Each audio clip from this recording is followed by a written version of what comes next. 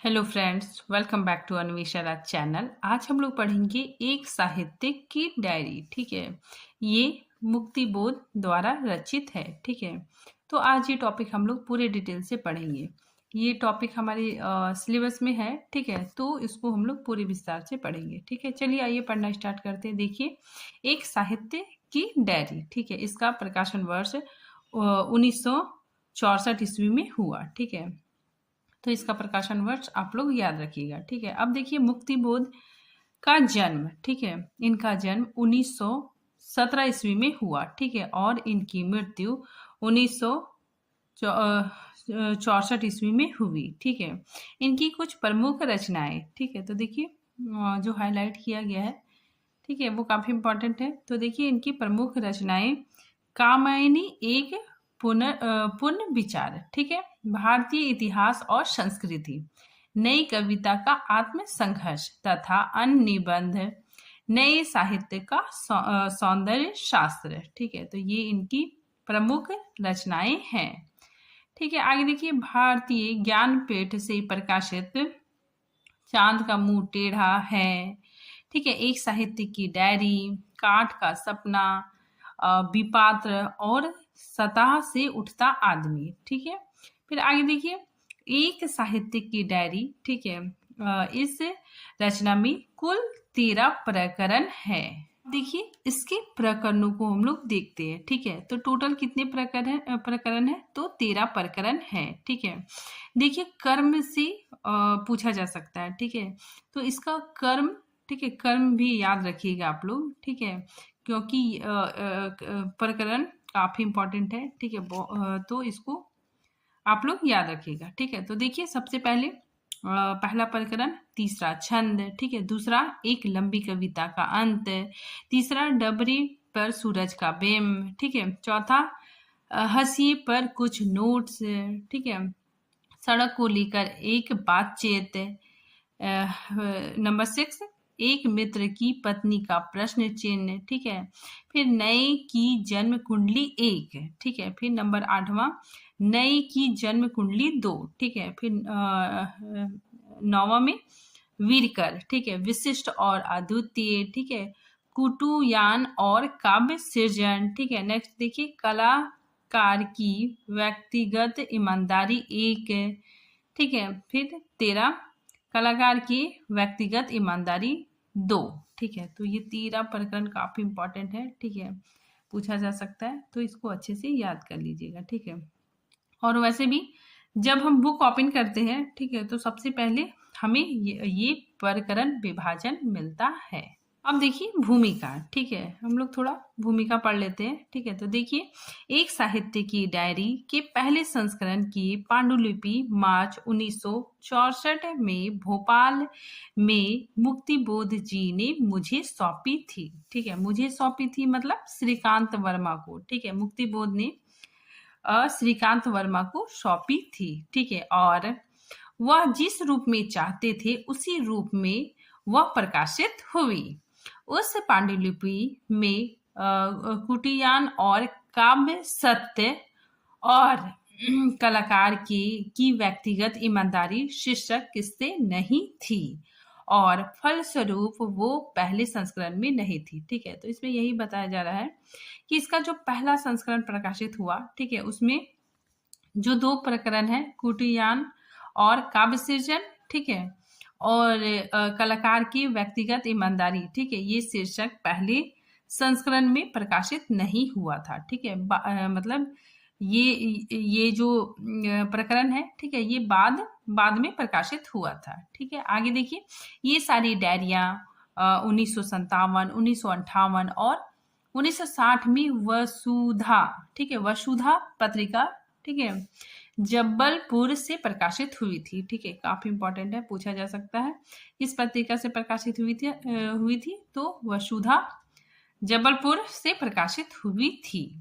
ठीक है, आगे देखिए डायरी शब्द एक भ्रम पैदा करता है और यह गलतफहमी भी हो सकती है। ठीक है, काफी इंपॉर्टेंट लाइन है। ठीक है, पूछा जा सकता है, तो इसको आप लोग ध्यान में रखिएगा। ठीक है, फिर आगे देखिए कि मुक्ति बोध की ये डायरियां भी तिथिवार डायरियां होगी, लेकिन वास्तविकता यह है कि एक साहित्यिक की डायरी केवल उस स्तंभ का नाम था जिसके अंतर्गत समय समय पर मुक्ति बोध को अनेक प्रश्नों पर विचार करने की छूट न केवल संपादक की ओर से बल्कि स्वयं अपनी ओर से भी होती थी। ठीक है, तो काफी इंपॉर्टेंट है ये जो कथन है, ये श्रीकांत वर्मा का कथन है। वसुधा न केवल संपादक की ओर से बल्कि स्वयं अपनी ओर से भी होती थी। ठीक है, वसुधा के पहले नागपुर के नया खून साप्ताहिक में वह एक साहित्य की डायरी स्तंभ के अंतर्गत कभी अर्ध साहित्य और कभी गैर साहित्यिक विषयों पर छोटी छोटी टिप्पणियां लिखा करते थे। ठीक है, तो किसके बारे में बताया जा रहा है कि छोटी छोटी टिप्पणियां लिखा करते थे? तो मुक्ति बोध। ठीक है, और वसुधा से पहले नया खून नामक पत्रिका में प्रकाशित होता था। ठीक है, तो काफी इंपॉर्टेंट है।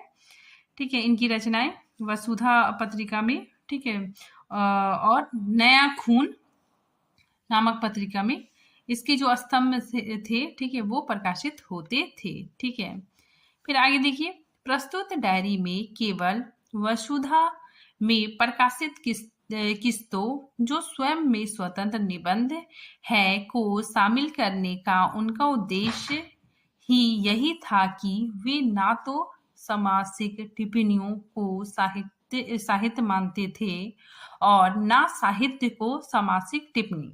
ठीक है, वस्तुतः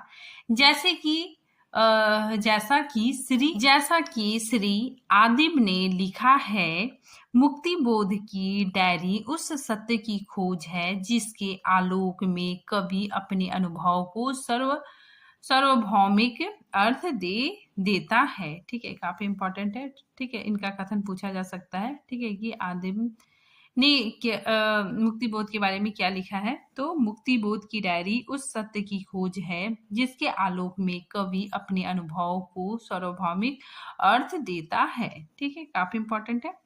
फिर देखिए, इसका जो भूमिका है ये श्रीकांत वर्मा जी ने लिखा था। मुक्ति बोध की कविताओं में मार्क्सवाद विचारधारा का प्रभाव देखने को मिलता है। ठीक है, आगे देखिए, मुक्ति बोध ने फैंटेसी को अनुभव की कन्या कहा है। ठीक है, फिर देखिए, इसका प्रकाशन वर्ष है। ठीक है, मैंने पहले ही भी बता दिया था। ठीक है, तो काफी इंपॉर्टेंट है, एक बार फिर देख लीजिए। इसका प्रकाशन 1964 ईस्वी में हुआ था। ठीक है, आगे देखिए, यह एक चिंतन है अर्थात निबंध शैली में लिखी गई रचना है। ठीक है, आगे देखिए, यह तिथिवार डायरी ना होकर मुक्ति बोध के मन में उठे प्रश्नों पर चिंतन है। ठीक है, तो ये तिथिवार डायरी ना होकर मुक्ति बोध के मन में उठे प्रश्नों का चिंतन है। ठीक है, आगे देखिए, उनके ये निबंध कहानी नुमा है जो पाठकों को बांधे रखता है। ठीक है, फिर आगे देखिए, इसके प्रमुख पात्र लेखक केशव, वीरकर, यशराज और मित्र है। ठीक है, फिर आगे देखिए, ये संवाद शैली में, ठीक है, प्रश्न उत्तर शैली में लिखा गया है। ठीक है, तो देखिए, संवाद प्रश्न और उत्तर के रूप में पात्र और लेखक दोनों आपस में बातचीत करते हैं। ठीक है, तो ये प्रश्न उत्तर शैली में लिखा गया है। ठीक है, संवाद के रूप में, तो प्रश्न और उत्तर के रूप में पात्र और लेखक, ठीक है, दोनों आपस में बातचीत करते हैं। ठीक है, आगे देखिए, इस कृति का प्रथम प्रकाशन तीसरा छंद, ठीक है, अभी हम लोग पढ़े तीसरा छंद, पहला प्रकरण था। ठीक है, तो वही चीज है। इस कृति का प्रथम प्रकरण तीसरा छंद में उसके काल्पनिक मित्र, ठीक है, लेखक के काल्पनिक मित्र केशव के साथ बौद्धिक वार्तालाप है। ठीक है, तो यहाँ पे ध्यान दीजिएगा कि लेखक ने जो पात्र बताए हैं, ठीक है, वो पात्र मतलब काल्पनिक है। ठीक है, लेखक ने उसको कल्पना किया है। ठीक है, तो देखिए यहाँ पे इसमें इस रचना में, ठीक है, इसमें कुछ नाम आए हुए हैं जैसे केशव, लेखक, वीरकर, यशराज, मित्र, ये सब ऐसे पात्र हैं जो वास्तव में लेखक की कल्पना की उपज है। लेखक ने अपनी कल्पना से इसे खड़ा किया है। ठीक है, तो ये पात्र कल्पना की उपज है। ठीक है, तो ये जो पात्र है, ठीक है, वो लेखक का कल्पना का ही पात्र है। ठीक है, कल्पना की उपज है। अब देखिए तीसरा छंद। तीसरा छंद, ठीक है, ये पहला प्रकरण है। ठीक है, और पहले प्रकरण में क्या क्या मुख्य बातें हैं, ठीक है, उसको हम लोग जानते हैं। ठीक है, तो देखिए इसमें मतलब इस प्रकरण में काव्य तत्व एवं फैंटेसी पर बात की गई है। ठीक है, आगे देखिए तीसरे छंद के अंतर्गत मुक्ति बोध ने कला के 3 छंद माने हैं। ठीक है, तो मुक्ति बोध ने कला के 3 छंद बतलाए हैं। ठीक है, तो देखिए कला के 3 छंद, पहला अनुभव, दूसरा फैंटेसी का निर्माण और तीसरा उसी फैंटेसी को शब्दबद्ध कर देना। ठीक है, शब्दबद्ध करना मतलब लिख देना। ठीक है, किसी मान लीजिए किसी के अंदर कोई कल्पना आ रहा है, ठीक है, कोई कविता आ रहा है या कोई कहानी आ रहा है, ठीक है, तो उसको शब्दों के द्वारा लिखना। ठीक है, किसी भी कला का किसी भी काव्य रचना करना ही शब्दबद्ध कहलाता है। ठीक है, फिर आगे देखिए काव्य का पहला क्षण जीवन का उत्कृष्ट तीव्र अनुभव क्षण है। ठीक है, कला का दूसरा क्षण इस अनुभव का अपने कसकते हुए दुखते हुए मूल्यों से पृथक हो जाना और एक ऐसी फैंटेसी का रूप धारण कर लेना मानो वह फैंटेसी अपनी आंखों के सामने खड़ी हो। ठीक है, फिर कला का तीसरा और अंतिम क्षण फैंटेसी के शब्दबद्ध होने की प्रक्रिया। ठीक है, तो फैंटेसी का शब्दबद्ध होने की प्रक्रिया का आरंभ और उस प्रक्रिया की परिपूर्ण अवस्था की गति मान्यता। अब देखिए कला का 3 क्षण, ठीक है, काफी इंपॉर्टेंट है। ठीक है, इसीलिए मैंने इसको फिर से लिखा है। कला के 3 क्षण लेखक ने बताया है। ठीक है, पहला अनुभव। ठीक है, अनुभव मतलब जो हम समाज से, ठीक है, लोगों से, ठीक है, जो अनुभव करते हैं। ठीक है, दूसरा फैंटेसी, फैंटेसी मतलब कल्पना करना। ठीक है, काल्पनिक दुनिया। दूसरा फैंटेसी और तीसरा शब्दबद्ध करना। ठीक है, उस फैंटेसी को शब्दबद्ध करना। ठीक है, शब्दों के द्वारा लिखना। फिर आगे देखिए इस प्रकार मुक्ति बोध तीसरे क्षण की बात करते हुए कहते हैं कि फैंटेसी जितना शब्दबद्ध करने का प्रयत्न किया जाता है, फैंटेसी अपने मूल रूप से उतना ही दूर चली जाती है। ठीक है, तो इसमें लेखक यही बताते हैं कि जो फैंटेसी होता है, ठीक है, उसका जो मूल रूप होता है, ठीक है, उसके बाद फिर उसको अगर हम कल्पना करते जाएंगे, ठीक है, तो कल्पना करते करते उसका काफी ज्यादा विस्तार हो जाता है। ठीक है, आगे देखिए लेखक कहते हैं कि संकट काल में मेहमान दुश्मन होता है। ठीक है, काफी इंपॉर्टेंट लाइन है, पूछा जा सकता है। संकट काल में मतलब गरीबी में। ठीक है, गरीबी में आने वाला मेहमान दुश्मन होता है। ठीक है, लेखक कहते हैं कि अगर केशव कौन था, उनका मित्र। ठीक है, लेखक का मित्र, अगर केशव को मेरे यहाँ आना ही था तो तार से पहले सूचना देनी थी। ठीक है, मतलब फोन से सूचना देनी थी, जिससे हमें बड़ी सहूलियत हो जाती। संकट काल में मेहमान दुश्मन होता है, विशेषकर वह जिसने मुझे पहले बहुत सुघड़, संपन्न और सुव्यवस्थित स्थिति में देखा हो।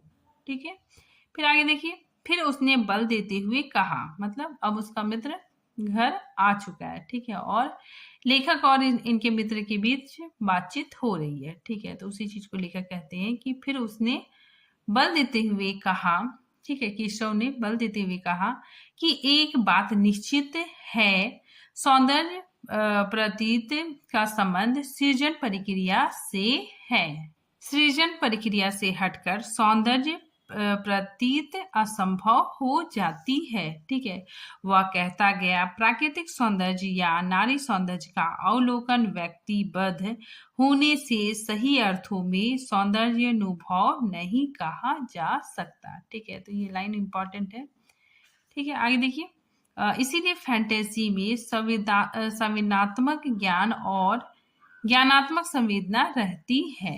ठीक है। फिर आगे देखिए, कवि भाषा का निर्माण करता है, ठीक है, ये भी काफी इंपॉर्टेंट लाइन है, ठीक है। लेखक कहते हैं कि कवि भाषा का निर्माण करता है। जो कवि भाषा का निर्माण करता है, विकास करता है, वह निसंदेह निसंदेह महान कवि है, ठीक है। काफी इंपॉर्टेंट लाइन है।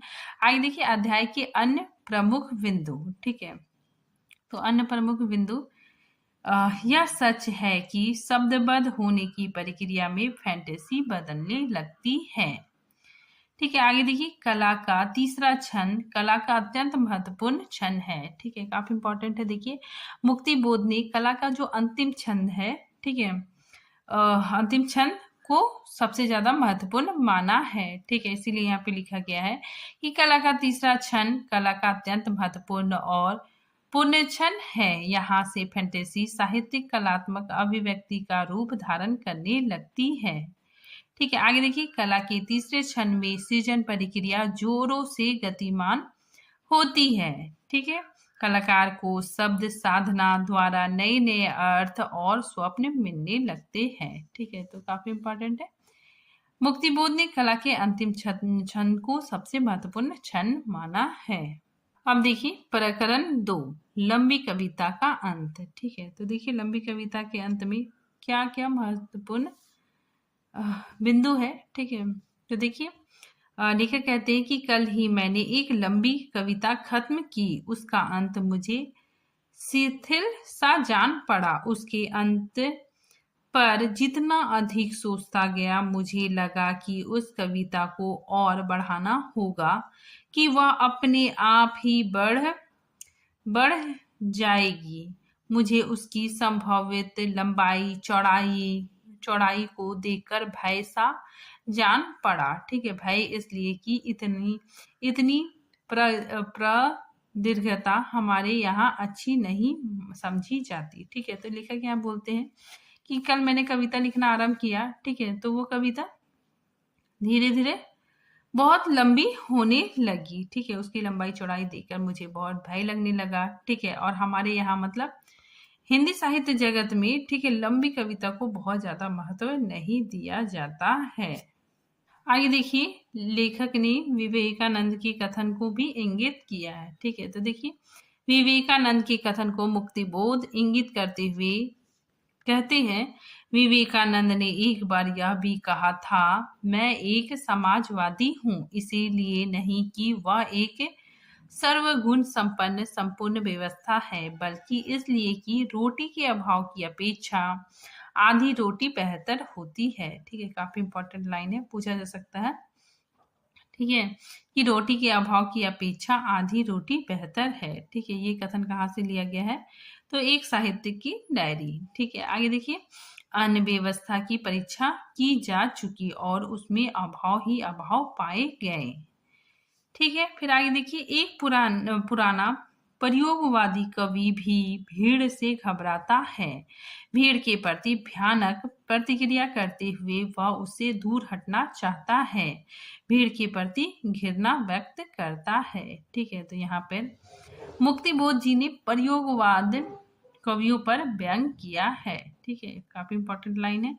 आगे देखिए, मुक्तिबोध कहते हैं कि मैं छोटी कविताएं लिख नहीं पाता, ठीक है। देखिए, यहाँ पे ऊपर में ही लेखक बताते हैं कि जब लेखक लिखते हैं, ठीक है, तो वो अपने आप ही लंबी होती जाती है, ठीक है। और उसकी लंबाई चौड़ाई को देखकर लेखक को भय लगता है, ठीक है। तो उसी चीज को लेखक यहाँ बता रहे हैं कि मुक्तिबोध कहते हैं कि मैं छोटी कविताएं नहीं लिख पाता, और जो छोटी होती है वो वस्तुतः छोटी ना होकर अधूरी होती है, ठीक है। तो लेखक बोलते हैं कि जब भी मैं छोटी कविता लिखने बैठता हूँ, ठीक है, छोटी कविता नहीं लिख पाता हूँ, अगर मैं छोटी कविता लिखता भी हूँ तो वो मुझे अधूरा जान पड़ता है, ठीक है। मैं अपनी बात कह रहा हूँ, ठीक है। तो ये मुक्तिबोध कहते हैं कि ये मैं अपनी बात कह रहा हूँ, ठीक है। काफी इंपॉर्टेंट लाइन है, पूछा जा सकता है। आगे देखिए, लेखक कहते हैं कि हमारे युवक अनास्थावादी है तो भी कोई बुराई नहीं है, क्योंकि अनास्था का जन्म आस्था से ही होती है। अनास्था आस्था की पुत्री है। ठीक है, काफी इंपॉर्टेंट लाइन है, पूछा जा सकता है। ठीक है, अनास्था आस्था की पुत्री है। ठीक है, आगे अब देखिए तीसरा प्रकरण। ठीक है, तीसरा प्रकरण या अध्याय डबरे पर सूरज का बिंब। ठीक है, देखिए इसके महत्वपूर्ण बिंदु। लेखक को सड़क पर एक व्यक्ति मिलता है। ठीक है, तो लेखक को सड़क पर एक व्यक्ति मिलता है। उसकी शर्ट की पीठ पसीने से तरबतर थी, बाल अस्त व्यस्त थे।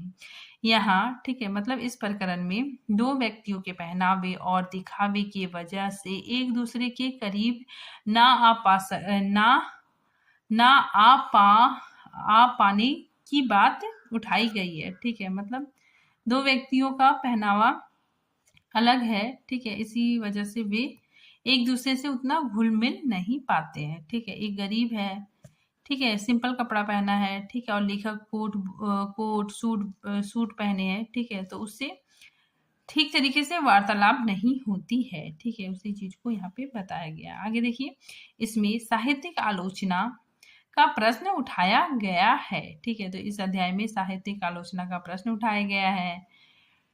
फिर आगे देखिए, मैंने उससे कहा। ठीक है, लेखक बता रहे कि मैंने अपने मित्र से कहा कि आजकल सच्चाई का सबसे बड़ा दुश्मन असत्य नहीं स्वयं सच्चाई ही है। ठीक है, देखिए ये जो अंडरलाइन किया गया है, ठीक है, काफी इंपॉर्टेंट है, पूछा जा सकता है।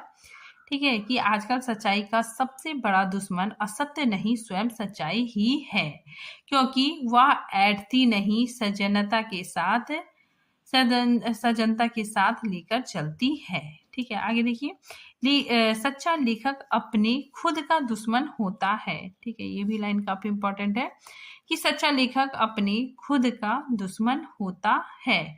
वह अपनी आत्म शांति को भंग करके ही लेखक बना रह सकता है। इसीलिए लेखक अपनी कसौटी पर दूसरों की प्रशंसा को भी कसता है और आलोचना भी करता है। वह अपने खुद का सबसे बड़ा आलोचक होता है। ठीक है, काफी इंपॉर्टेंट लाइन है। ठीक है, लेखक कहते हैं कि वह अपने खुद का सबसे बड़ा आलोचक है। ये देखिए, ये लाइन भी काफी इंपॉर्टेंट है कि आलोचक साहित्य का दरोगा होता है। ठीक है, इंपॉर्टेंट लाइन है। दरोगा मतलब जो मतलब पावरफुल है। ठीक है, मतलब जो गुण दोष निकालने वाला है। ठीक है, तो ये लाइन इंपॉर्टेंट है कि आलोचक साहित्य का दरोगा है। ठीक है, आगे देखिए, वह आलोचक जितना ऊंचा उत्तरदायित्व सिर पर ले लेता है, अपने को उतना ही महान अनुभव करता है। और सच्चा लेखक जितनी बड़ी जिम्मेदारी अपने सिर पर ले लेता है, स्वयं को उतना अधिक तुच्छ अनुभव करता है। ठीक है, ये भी काफी इंपॉर्टेंट लाइन है। फिर देखिए नेक्स्ट प्रकरण, हंसिए पर कुछ नोट्स। ठीक है, तो इसमें इस प्रकरण में आलोचना पर ही बात की गई है। ठीक है, यहाँ पे लेखक कहते हैं कि यह ख्याल बिल्कुल गलत है कि आलोचना का संबंध बुद्धि से और श्रद्धा का हृदय से होता है।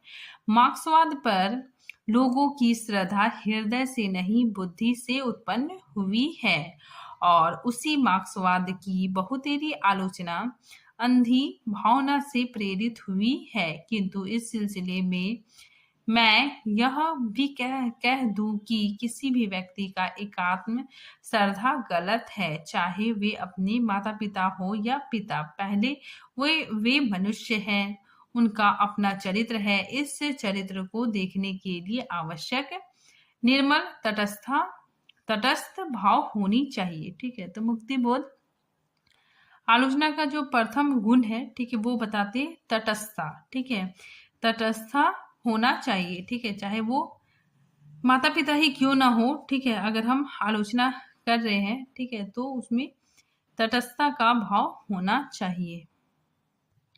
आलोचना का कार्य वस्तुतः सिद्धांतों के प्रकाश के अलावा एक सूक्ष्म कौशल भी है। मैंने उससे कहा, इसीलिए कहता हूं कि मैं आलोचना करते वक्त गलतियों के लिए कम से कम 25-30 प्रतिशत हंसिया छोड़ दे। अगर हम है के बदले हो सकता है, ठीक है, संभव है, कदाचित यह भी हो, ठीक है। तो यहाँ पे मुक्तिबोध कहते हैं कि हम लोग जब आलोचना करते हैं, ठीक है, तो उसमें है की जगह पे हो सकता का प्रयोग करना चाहिए, ठीक है। तो लेखक मुक्तिबोध कहते हैं कि आलोचक को है की जगह पर हो सकता का प्रयोग करना चाहिए, ठीक है। फिर नेक्स्ट प्रकरण, सड़क को लेकर एक बातचीत, ठीक है।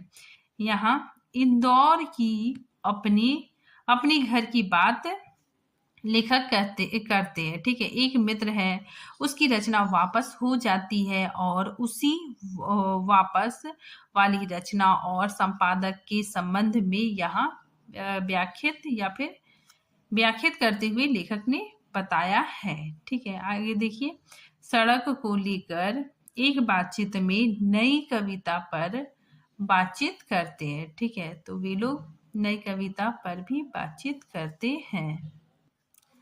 आगे देखिए, लेखक कहते हैं कि मेरे ख्याल से जो शायद सही भी है कि जो व्यक्ति साहित्यिक दुनिया से जितना दूर रहेगा उसमें अच्छा साहित्यिक बनने की संभावना उतनी ही ज्यादा बढ़ जाएगी, ठीक है। साहित्य के लिए साहित्य का निर्वासन आवश्यक है, ठीक है। तो ये बात लेखक कहते हैं, ठीक है, काफी इंपॉर्टेंट है, पूछा जा सकता है, ठीक है। आगे देखिए, ये भी काफी इंपॉर्टेंट है, ठीक है। यहाँ पे लेखक कहते हैं कि मैंने अपनी बात का स्पष्टीकरण करते हुए कहा, नई कविता में दो तबके काम कर रहे हैं।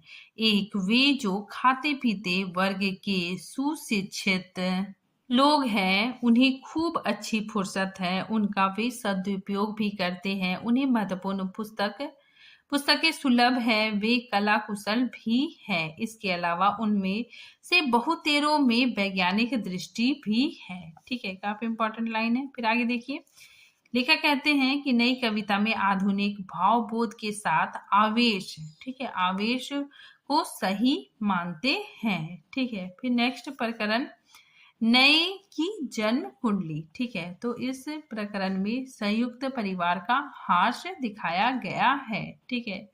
देखिए, इस प्रकरण में पुरानी परंपरा के स्थान पर नए मूल्यों की स्थापना को अनिवार्य माना है, ठीक है। तो देखिए, इस प्रकरण में नए मूल्यों की स्थापना को अनिवार्य माना है। विशेष रूप से संयुक्त परिवार का टूटन, ठीक है, हास्य, उसके कारणों पर प्रकाश डालते हैं, ठीक है। आगे देखिए, मित्र के राजनीतिक में शामिल होने पर राजनीति की निंदा लेखक करते हैं, ठीक है। आगे देखिए, संस्कृति की शिक्षा समाज और परिवार से प्राप्त होती है। सांस्कृतिक तत्वों का जीवन में बहुत महत्व होता है, ठीक है। यहाँ देखिए, लेखक के मित्र ने कहा कि सवाल पुरानी परंपरा को समाप्त करके नए मूल्यों की नई परंपरा स्थापित करने का है। पहले हम परंपरा के दास थे, आज हमारी हालत उससे भी खराब है, क्योंकि नई परंपरा के अभाव में इन अंतः प्रवृत्तियों के दास हो गए हैं। इन अंतः प्रवृत्तियों का चाहे जितना आदर्शीकरण किया जाए, वे मात्र व्यक्तिगत है और इस समय तो नए मूल्य केवल बौद्धिक स्तर पर है। वो जीवन का अनुशासन क्या कर सकेंगे, ठीक है। तो यहाँ पे यही बताया जा रहा है कि जो नए मूल्य है, ठीक है, उसका हम लोग बौद्धिक स्तर पर तो उसको स्वीकार कर रहे हैं, ठीक है, लेकिन जो व्यवहारिक धरातल है, ठीक है, उसमें उसे स्थापित नहीं कर पा रहे हैं, ठीक है। मतलब लोगों की सोच में तो है नए मूल्य, ठीक है, लेकिन उनका वे व्यवहार नहीं कर पा रहे, ठीक है। तो वही चीज है कि व्यवहारिक धरातल पर नए मूल्यों की स्थापना नहीं हो रही है। नए मूल्य हमारे विचारों में ही है, व्यवहारिकता में वे नहीं आ पा रहा है, ठीक है। काफी इंपॉर्टेंट है, इसी चीज को लेखक ने बताने की कोशिश की है, ठीक है, कि जो अच्छी बातें हैं, ठीक है, कोई अच्छी संस्कृति है, ठीक है, उसका हम लोग बौद्धिक रूप में, ठीक है, हमारे विचारों में वो चीज है, लेकिन व्यवहारिक रूप में हम उसका प्रयोग नहीं कर पाते हैं, ठीक है। आगे देखिए, यदि समाज की संस्कृति मुख्यतः बौद्धिक संस्कृति होता, वैज्ञानिक दृष्टि समाज की प्रधान दृष्टि होती, तो शायद बदलाव हो सकता। ठीक है, अगर लोगों में वैज्ञानिक दृष्टि होती तो शायद बदलाव आ सकता था। यहाँ हम लोग एक एग्जाम्पल से भी समझ सकते हैं। ठीक है, जैसे कि दहेज प्रथा है। ठीक है, वो आज भी है, लोग दहेज लेते हैं। ठीक है, लेकिन बहुत मतलब लोग समझते हैं। ठीक है, उनके विचारों में ये चीज है कि ये जो दहेज प्रथा है, ठीक है, ये काफी गलत है। ठीक है, लेकिन उस चीज को व्यवहारिक में नहीं ला पाते हैं। ठीक है, तो उसी चीज को यहाँ पे लेखक ने बताया है। ठीक है, आगे देखिए। लेकिन आज परिवार में वह परंपरा इतनी दृढ़ तो है नहीं, सिर्फ उसके अवशेष हैं, वो भी खत्म होते जा रहे हैं। इसीलिए कि मौजूदा औद्योगिक सभ्यता का प्रभाव गहरे से गहरा हो रहा है। ठीक है, तो आज से कल क्या हो गया? बाजारवाद। ठीक है, औद्योगिक सभ्यता का विकास हो रहा है। ठीक है, जिसकी वजह से का संयुक्त परिवार टूटने लगा है। ठीक है, नेक्स्ट अध्याय देखिए, वीरकर। ठीक है, वीरकर एक टीचर थे। ठीक है, यहाँ साहित्यकार के संवेदनात्मक जीवन तत्वों की चर्चा हुई है। ठीक है, लेखक कहते हैं कि वीरकर खुद अपने में डूबा डूबा सा लग रहा था। उसने कहा, लेखक के स्वभाव में बहुत सा आदर्शवाद रहता है, या कहिए आदर्शवाद जिद रहती है। हम यह करेंगे, वह कतई नहीं करेंगे, किंतु समाज और लेखक को या अन्य को ऐसा विकल्प देता कब है? ठीक है, उन्नति की ती मंजिली इमारत में घुसकर ऊपर तक जाने के लिए सिर्फ एक ही जीना है, वह भी चक्करदार। उस पर बहुत भीड़ है, बहुत ठेलम ठेल है। लेखक कहा है, मैं उसके साथ खड़ा हूँ, लेकिन परिस्थिति ने उसको यह विकल्प दिया ही कहा है। ठीक है, तो यहाँ पे लेखक, ठीक है, बताना चाह रहे हैं कि लेखक का जो चयन है, ठीक है, लेखक किन विषयों को लेकर चयन करता है, साहित्यकार कई दृष्टियों को लेकर चलता है। ठीक है, फिर आगे देखिए, वीरकर के माध्यम से मुक्तिबोध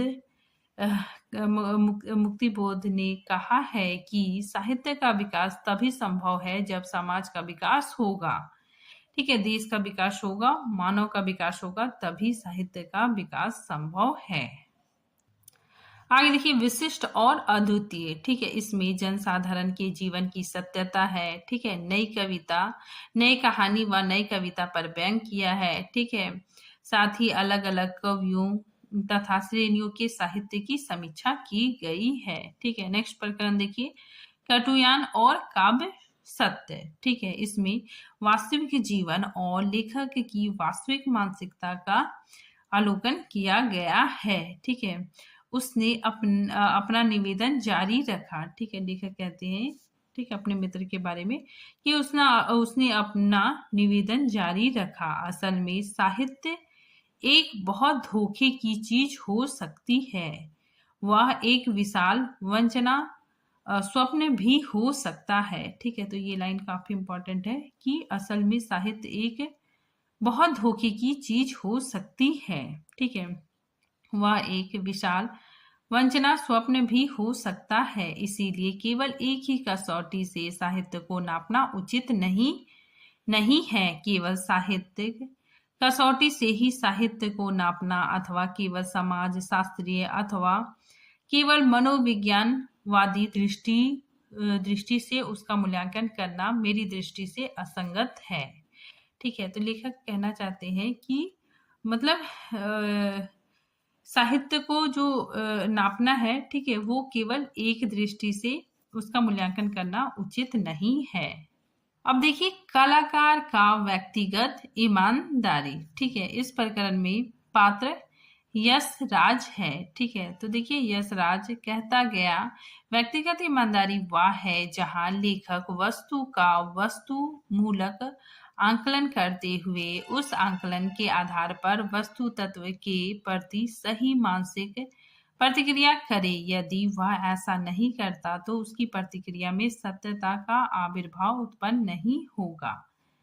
ठीक है, फिर आगे देखिए, यशपाल बीच में बोल उठा, मैं तो व्यक्तिगत ईमानदारी की बात कर रहा हूँ। मैं तो यह कहना चाहता हूँ कि हिंदी में बहुतेरी ऐसी कविताएं हैं जो बिल्कुल फ्रॉड हैं।